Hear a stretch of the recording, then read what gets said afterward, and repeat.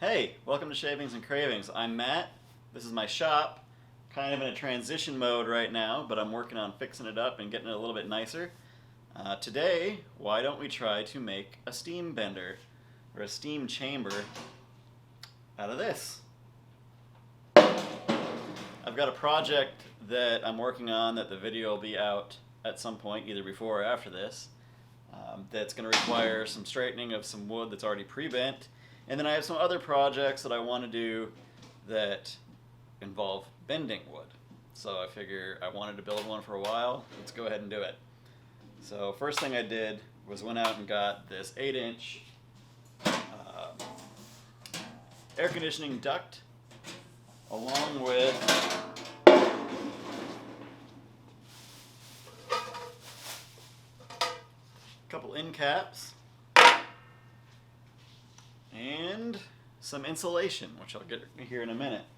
The plan is I'm going to put this together, run tape down the seam, install the end cap securely on one end, make it removable on the other, wrap it in insulation, and attach a garment steamer to one end and drill a hole in it. And then we need to build a sled to run in and out of it to hold the wood straight. So yeah, let's get at it. I started off by putting the vent tube together by snapping it into place and then using some aluminum duct tape to seal the edge. After that, I needed to put an end cap on and then quickly realized that I needed to take some tin snips and do some cuts around the edge of it so that I could bend them in and stick the end cap on successfully.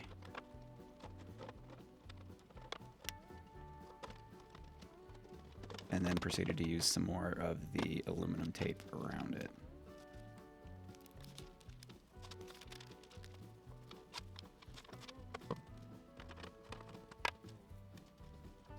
The other end does not have those grooves, and so the end cap can just go right into it.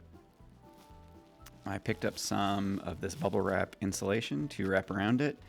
And if I were to do this again, which I might, don't use the aluminum tape to secure this bubble wrap. It does not stick worth a darn, and I ended up having to switch over to normal duct tape to secure that in place. So keep that in mind.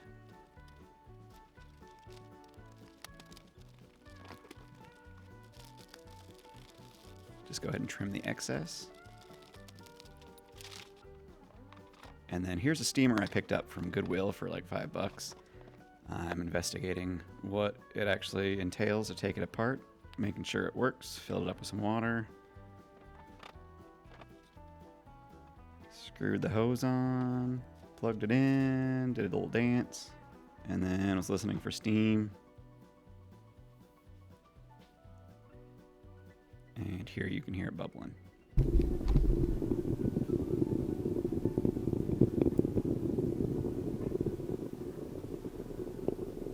And yep, it steams. Imagine that.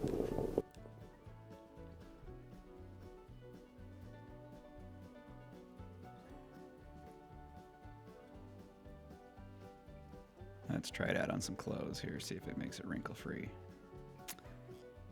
Yep, seems to work. Cool. Oh yeah, and your beard. Good idea.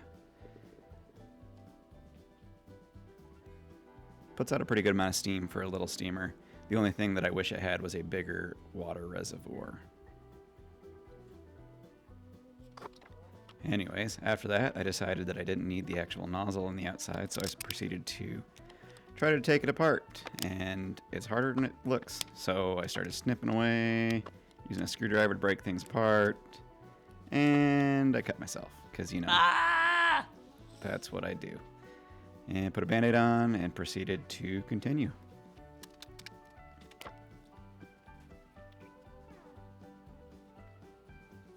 Probably would have been easier just to cut the tube. In the end cap, I'm going to go ahead and drill a hole to stick a PVC joint in there and screw it together. And the hose that I have will just go inside of that.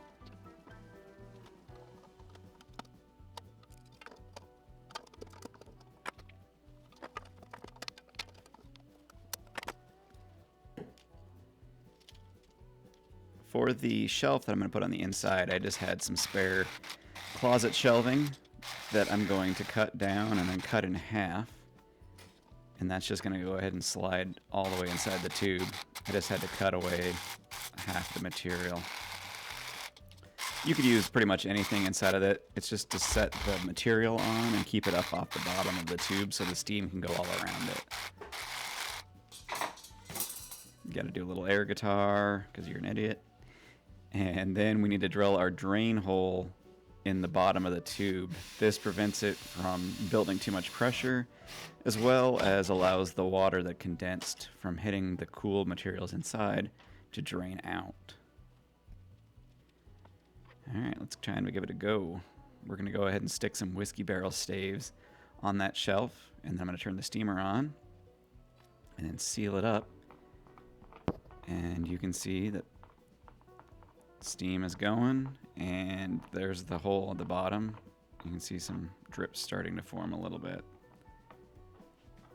And here's Excelsior, the shop cat.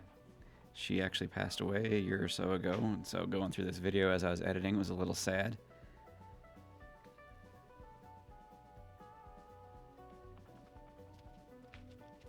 Anyways, let's check our progress. You can see a lot of water draining out. And here's the staves. They were in there for probably about an hour.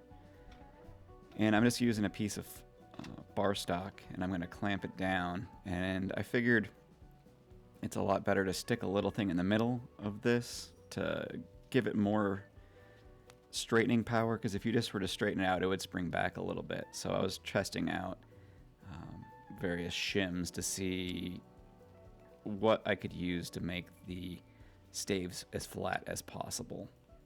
So one of them I put 2 down, and one of them I think I just did flat. We're going to compare. And after they dried for overnight, pulled it out to see which one was straighter. As you can see, that one had a little bit of an arch to it, so it had too much of a shim. And that one was fairly flat, but still had it. But that one definitely was straighter, but I decided to go with one shim right in the middle for the actual run that I did. Turns out that you can fit quite a few of these whiskey staves in here if you turn them up on their sides.